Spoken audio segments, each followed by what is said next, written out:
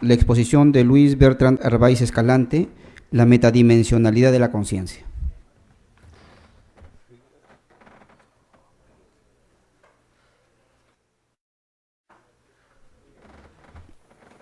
Sí, buenas tardes. Tengo que tiene que encenderse el ecran para que se vea mi exposición.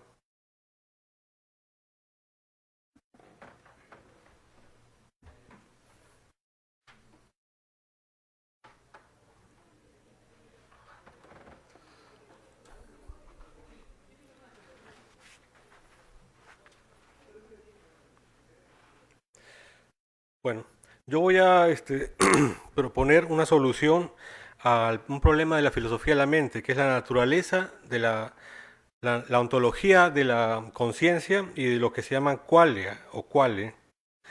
Mi posición, así resumidamente, es que la conciencia y la qualia, o los cuales, son objetos físicos, pero no de 4 dimensiones como los comunes y corrientes, sino de 5 dimensiones. Quiero hacer una advertencia. Cuando hablo de dimensiones no estoy hablando de cosas metafísicas o otro mundo, otro universo. Simplemente estoy hablando de parámetros físicos. La primera dimensión es la longitud, la segunda es, digamos, el ancho, la altura es la tercera dimensión, el tiempo es la cuarta dimensión.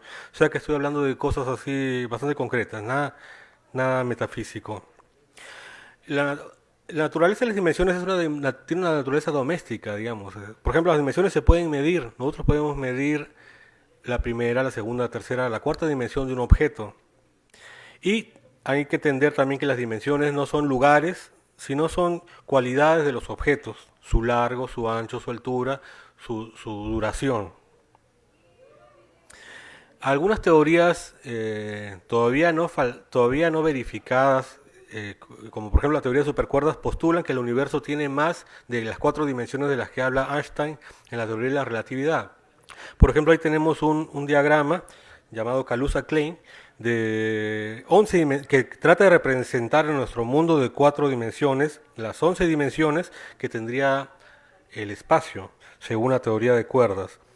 Aunque mi teoría postula, el único contacto con la teoría de cuerdas es de que hay más de una dimensión en la realidad, en el mundo físico, en la naturaleza. Todo lo demás no depende ni coincide con la teoría de cuerdas, que por ejemplo ahí explica cómo es la ontología de la naturaleza. Bien, resumo mi hipótesis así. Primero, creo que todos los filósofos de la mente están de acuerdo con que el problema duro de la conciencia es que la conciencia es inmaterial, es decir, de que no tiene tamaño, peso, ubicación, extensión, bordes, ninguna de las cualidades que podemos darle a una flor, a una piedra o a un río o a algún objeto natural. Mi hipótesis es que la conciencia es material, sí, pero no un objeto de 5 dimensiones, como los demás, sino de 5. O sea, seguiría siendo material. Eso lo escribí yo en el año 2008, cuando todavía no había estudiado mi maestría en filosofía acá. Y sin embargo, interesantemente, en el 2015 me asombró leer una teoría, unos artículos científicos que salieron sobre teoreógrafos en que se explicaba que el cerebro trabajaba con múltiples dimensiones. Y me hizo recordar esa vieja teoría. Esta hipótesis, que puede sonar muy aventurada, de que la conciencia es un objeto de 5 dimensiones, explica, aparte de esta predicción, explica también 2 cosas misteriosas sobre la conciencia, ¿no? Uno explica por qué es invisible. La conciencia es digamos, el órgano con el que nosotros podemos percibir el mundo, es el receptáculo del fenómeno. Sin embargo, ella misma no es visible, no tiene rasgos que se puedan observar. También resuelve otro problema, que es el problema de la continuidad del yo, de la conciencia, o sea, de la identidad, a través de los diversos cambios que tiene la mente. Voy a delimitar el problema rápidamente. Esto es lo que he dicho. Por ejemplo, lo que vemos a la derecha es un diagrama de la función de onda del color rojo. El color rojo no es rojo, sino que es una alteración del campo electromagnético que tiene una particular longitud de onda, una frecuencia, y es completamente diferente a nuestra experiencia subjetiva del rojo, nuestra qualia o quale del rojo. Y eso ya es lo que ya dice la mente. Igual, todos sabemos que el cloruro de sodio la sal es una molécula que tiene 3 átomos y 2 tipos distintos de elementos, el cloruro y el sodio. Perdón, me estoy equivocando, tiene dos átomos, un sodio y un cloro. Pero la sensación de salado, no hablo de la sal, sino la sensación de salado es que es algo distinto a la sal. Lo mismo pasa con un dolor de muelas que es completamente diferente e irreducible a los fenómenos neurobiológicos del dolor. Lo mismo con el tiempo, ¿no? Nosotros tenemos una sensación del tiempo. De hecho, parece que la conciencia es conciencia del tiempo, con distintos ingredientes. Pero el tiempo medido por una máquina, como por ejemplo un reloj, es algo, o el tiempo al que se refiere la relatividad cuando habla de dilatación del tiempo, es otra cosa. Entonces, podemos decir que las cuales son las sensaciones y la conciencia es el yo que tiene esas sensaciones. Antes que nada voy a hacer una paréntesis acerca de 2 tipos de conciencias en el mundo natural, porque yo digamos, me aboco básicamente a la epistemología de las ciencias naturales. Una es lo que se podría llamar la conciencia sensible, que es el problema de la filosofía de la mente, y otra la insensible, que es la de las máquinas, o la de los vegetales, ¿no? Entonces los vegetales y las máquinas no tienen ninguna experiencia subjetiva. A diferencia de eso, los animales y el ser humano tienen una experiencia subjetiva, tienen qualia. Bueno, repito, qualia y conciencia, y este es el gran problema del monismo materialista, es que no tienen tamaño, forma, peso, o sea, no tienen las características de la materia. Voy a hacer un pequeño ejercicio lógico, aunque creo ya vi que acá hay un pequeño error lógico, pero se puede entender. Según la tesis materialista monista, o sea que lo único que existe en la naturaleza es la materia, entonces las cosas que tienen extensión, tamaño, o que son partículas, o fuerzas, o átomos, o campos, bueno, ya, solo existe esa sustancia en la naturaleza, y que es la materia. Mi segunda afirmación es que la conciencia o la qualia no es materia ni energía, pero existen. Haciendo un pequeño modus tollens, podemos negar que solo exista una sustancia en la naturaleza, pero quizás esto es aparente, porque la materia no solamente son los átomos y las fuerzas. Quizás los objetos de los que habla la teoría de cuerdas, esos objetos de 11 dimensiones, también serían materia. Lo que se llama en física cuántica la nube de probabilidades también es materia. O sea, la materia puede adoptar formas muy extravagantes y muy raras que para los físicos son completamente aceptables y para los legos de la ciencia son pues inaceptables y ridículos quizás. Entonces, no es necesario abandonar el monismo de la ciencia si nos podemos refugiar en las formas extrañas que toma la materia en las físicas modernas. Ahora, una de las cosas que tempranamente vi cuando estudiaba este problema de la conciencia hace muchísimos años, era que la conciencia sí tiene un rasgo material, o sea, un rasgo físico, y es su duración en el tiempo. Toda experiencia, por ejemplo, un dolor de muelas, o la sensación del café, o la conciencia de que estamos pasando en el tiempo, es algo que transcurre en un periodo de tiempo, se puede medir con un reloj, se puede medir esa magnitud. Entonces, y justo como le decía ayer me enfrasqué en un fuerte debate como 10 personas al mismo tiempo sobre este tema en internet, y le dije a uno, mira, te robo el argumento, la temporalidad de la conciencia implica su materialidad, porque ya tiene un rasgo material, aunque quizás no sea todo lo que tiene. Bien, no es necesario explicar muy rápidamente esto porque no es un tema mío, ¿no? La neurología no explica la conciencia y lo voy a explicar haciendo un poquito de lo que se diría nociología, o sea, realmente cómo nosotros conocemos, en este caso cómo percibimos el color rojo. Este, por ejemplo, es una rosa, es roja, pero realmente lo que nosotros vemos de la rosa es lo que la rosa no es, porque el color rojo es lo que la rosa refleja, o sea, rechaza, lo que no es parte de ella. Ya es algo interesante en cuanto a la relación cognoscente con los objetos. Pero en todo caso, este color rojo no es rojo, sino que es una longitud de onda, un movimiento electromagnético que tiene su longitud de onda, su frecuencia. Este llega al ojo, como todos ustedes sabrán, a través de las lentes llega a la retina. Esta es la retina, mirada al microscopio. En la retina hay una molécula llamada rodopsina, que es esta de acá, que cuando recibe el impacto de los fotones de luz, produce energía que se va a convertir en un impulso eléctrico. Por supuesto, hasta acá son diagramas, pero este sí es un verdadero video de los impulsos eléctricos en el cerebro. Estos impulsos eléctricos van acá al núcleo accumbens del tálamo en el cerebro y de ahí finalmente van al óvulo occipital, que es la parte de atrás, que es donde nosotros podemos ver. Eso es todo, o sea, sabemos al detalle cuál es el proceso neurobiológico y físico del color rojo, pero en ningún momento apareció el rojo, ¿se dieron cuenta? Que no hay ninguna explicación para el rojo. Ahí están todos los pasos. Entonces, en todo lo que sabemos de la percepción del rojo, pero nada de esto explica la sensación de color rojo, que ahorita tienen ustedes.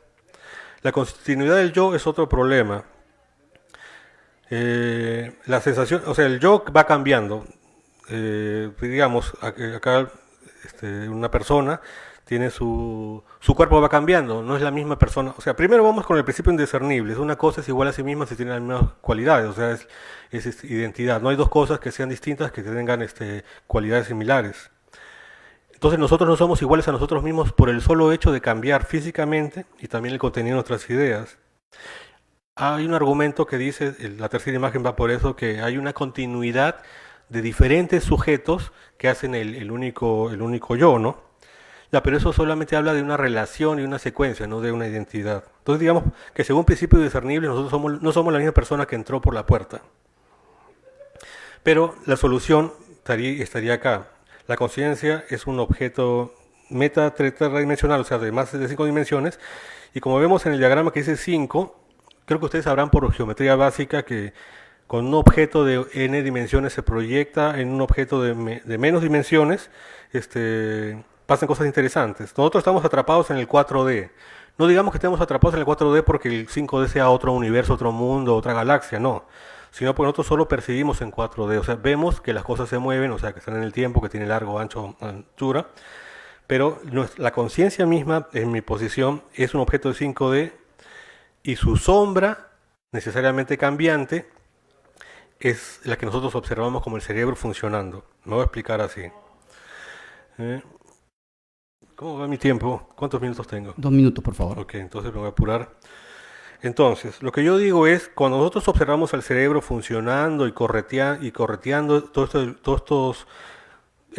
ahorita estamos viendo un objeto de 4 dimensiones, porque es un objeto que tiene la variable tiempo. Eso sería la sombra o la proyección en una dimensión menor de la conciencia, que sería de 5. Entonces, se resuelve el problema de la inobservabilidad, porque nosotros solo observamos de 4. Y bueno, se resuelve, y también el problema de la continuidad. O sea, la conciencia sería siempre igual, nosotros seríamos siempre nosotros, lo único que cambia es nuestra sombra en 4 dimensiones. Ahora, hay una segunda hipótesis en mi trabajo, y es que tienen que generarse en el cerebro estas cosas, no proviene pues de un alma ni un hálito divino, sino que de un fenómeno físico. Y eso tendría que ver con que en el cerebro tendría que haber alguna especie de estructura fractal que produzca una dimensión superior. Eso es algo que pasa en la naturaleza. Por ejemplo, aquí vemos a la derecha un objeto natural, a la izquierda un fractal. Los fractales tienen la capacidad de multiplicar sus dimensiones. Es difícil de distinguir, pero uno es natural, el otro es real. Entonces hay fractales reales. Entonces yo predije, en el año 2008, digamos, porque digamos toda teoría tiene que ser falsable, o sea, tiene que ser, tiene que correr el riesgo de ser falsa, que el cerebro tendría que tener una estructura fractal. Y me sorprendí que en el año 2015 se le publicitar una teoría de grafos que postulaba que el cerebro trabajaba con múltiples dimensiones. Me he abocado a estudiar esos trabajos y realmente es bien interesante, porque muchas de las cosas que nosotros vemos, por ejemplo, uno de estos es sobre el cerebro y el otro es sobre un objeto de 5 dimensiones. No se puede ver cuál es la diferencia. El cerebro, estas son dos neuronas, y las dos neuronas producen un objeto matemático, ojo, matemático, de más de 4 dimensiones. Que esto corresponda a un objeto físico de más de 4 dimensiones ya es otra cosa, pero miren qué interesante, la matemática, como digo yo, no elude a la realidad. Bueno, esa es la bibliografía. Muchas gracias. Muchas gracias, Luis. Tenemos unos minutos para alguna pregunta, algún comentario a los ponentes. A ver, por favor. Bueno, es una reflexión que va dirigida a los tres. Sí,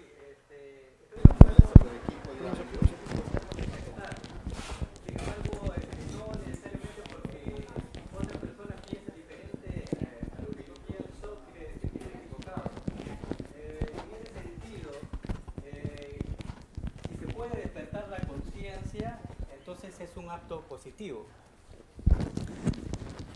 Pero, ya que hemos escuchado hablar de la conciencia es algo material, entonces también podría yo pensar que como es material yo puedo manipularla. Y hay muchas personas que de repente no se dan cuenta de que están dormidas o están despiertas. ¿De qué manera yo puedo manipularla? No lo sé. En un ámbito general se dice de que todo lo que es universal pues está dado por la ciencia. ¿Y de qué me sirve saber esta información cuando hay cosas muy particulares que no puede despertar la ciencia? Nada más. Muchas gracias. ¿Alguna otra pregunta, algún otro comentario? A ver, por favor. Por favor, yo quisiera una pregunta para el profesor Arbaiza. Que tenga la bondad de ampliarme o diferenciarme cerebro de mente. ¿O es igual la mente a la conciencia? Gracias. Gracias.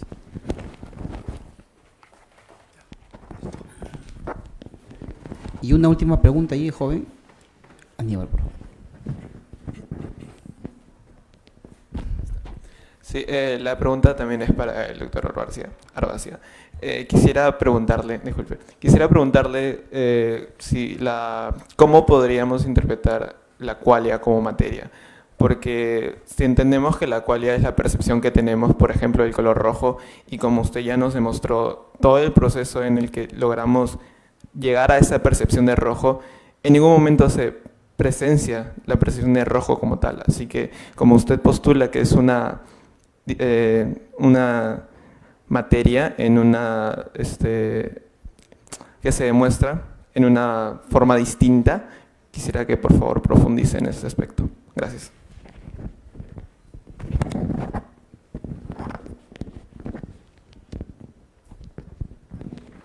Sí, entonces puede brevemente.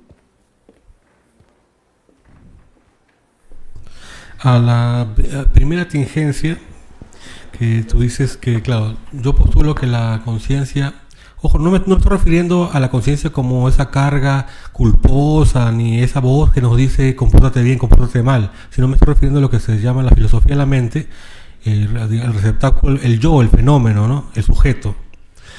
Y entonces, si fuese material, si eso permite manipularlo, pero yo no veo el salto. Bueno, en todo caso, no todo lo material se puede manipular, porque si fuera un objeto de 5 dimensiones, nosotros estamos encerrados en las 4 dimensiones, ¿cómo podríamos manipularlo? Pero no deja de ser interesante. Quizás nosotros no, pero la futura humanidad sí. Pueda crear incluso entes multidimensionales, ¿no? Si es que es verdad que el universo tiene más de 4 dimensiones, se podrían hacer cosas muy extravagantes. Incluso seres vivos de más de 4 dimensiones. Sería interesante. Segundo, si cerebro y mente son iguales, no son iguales, porque el cerebro es un objeto físico tangible que podemos pesar, a algunos les pesa más que otros, pero la mente es un objeto intangible que no tiene tamaño, cuerpo, borde, tampoco es una forma de energía, ¿no? Hay 4 formas de energía: la fuerza fuerte, la fuerza débil, la electromagnética y la gravedad. Nada de eso es la mente. Pero tú dijiste también si la mente es igual a conciencia. Yo diría que sí, pero no en cuanto a contenido. No es lo mismo la conciencia que el contenido de conciencia. Y tercero, claro, lo que yo digo es que la qualia, o sea, la experiencia, por ejemplo, el sabor del café o la sensación, ese inmaterial que tenemos cuando tenemos una experiencia subjetiva, no es material en el sentido de que no es esa materia ordinaria que es lo que los científicos estudiamos, que son objetos que tienen 4 dimensiones, o sea, que tienen tamaño, forma y también duración. Pero tú aceptarás también conmigo de que la qualia tiene una característica material, que es el tiempo. Por ejemplo, yo puedo decir, tuve un dolor de muelas durante 1 hora. O sea, yo estoy diciendo que la qualia, mira, un objeto tan raro, ha tenido duración, pero solo duración. No ha tenido largo, no ha tenido ancho, no ha tenido altura. O sea, ha tenido de las 4 dimensiones ordinarias, digamos, del mundo natural, solamente una, la más rara, que es la del tiempo. Y justamente esa para mí es una, no evidencia en el sentido científico de experimento, pero tiene el sentido de congruencia en el sentido de retrodicción. Porque mira, si la qualia fuese la experiencia, mira, esa dolorosa, fuera un objeto de 5 dimensiones, nosotros que percibimos solamente con los objetos de 4 dimensiones, veríamos, digamos, la sombra cambiante de un objeto de 5 dimensiones, pero no veríamos las otras 3 dimensiones más abajo. No sé si me dejo entender. Solo veríamos la superficie del tiempo, digamos, de ese objeto. Y efectivamente eso es lo que pasa con la qualia. Tiene duración, o sea, tiene la 4ª dimensión, pero no tiene la 3ª, no tiene la 2ª, no tiene la 1ª. Entonces yo pienso que se logra lo que se llama la retrodicción en ciencia.